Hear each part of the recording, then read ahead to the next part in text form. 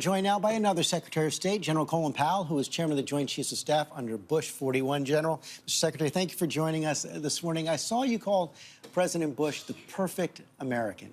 Explain what you meant by that. I thought he was a perfect American in terms of how he served the country in so many different capacities, in Congress, as the envoy to China, in business, all the things that he did throughout his life, to include being CIA director, you name it, he did it, and then he became vice president for 8 years and then president of the United States. But throughout that entire period, he never forgot who he was. He never let it all go to his head. He was a man of great humility. He was humble. My experience with him for a total of 6 years, really, 2 years as National Security Advisor to he and President Reagan, and then 4 years as his chairman of the Joint Chiefs of Staff. He was always kind. He was always contained within himself. He didn't let emotions get on top of him. And frankly, he was a product of his parents, who told him, you know, don't show off, George. Just always remember, you're humble. You work for people. You serve people. So I think he was a perfect president. Now, he didn't win. He didn't win a second time, but that was that's subject of another discussion. Not the guy.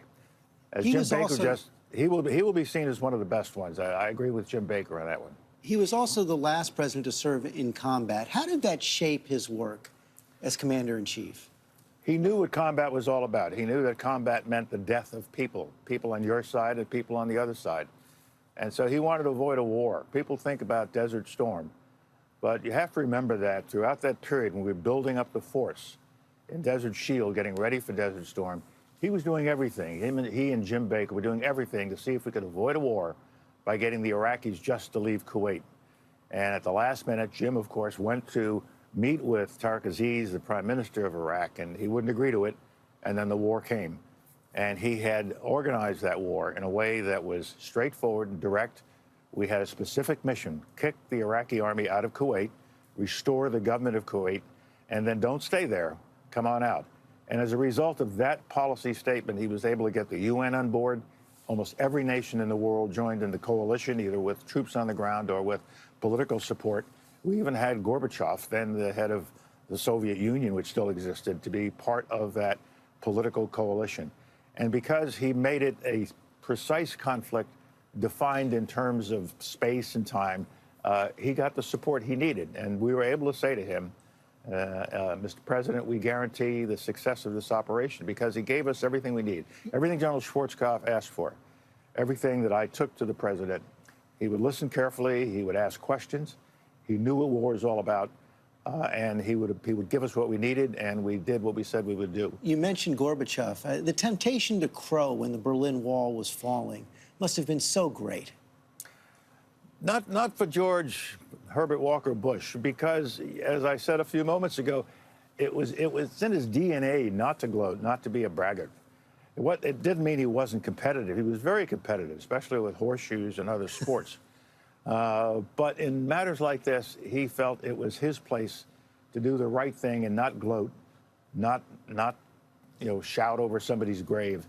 And I still remember, not only with the end of the Cold War and his treatment of Gorbachev and working on the unification of Germany, but after the Desert Storm, which was very successful, and the American people loved it. They never thought their armed forces really could be this good, and we were. But when we started having the parades, especially when they decided to have a parade in New York, ticker tape parade up Broadway, the traditional ticker tape New York parade, President Bush said, I won't be there. You won't be there? Why not? It's a parade for troops. General Schwarzkopf, the troops, the chairman, the Joint Chiefs of Staff, Secretary Cheney. I will not attend. This is for them, not for me. And then he attended the one in Washington. But I can think of very few people that I have known at senior positions who would have passed up an opportunity like that. What do you hope Americans take today from his life?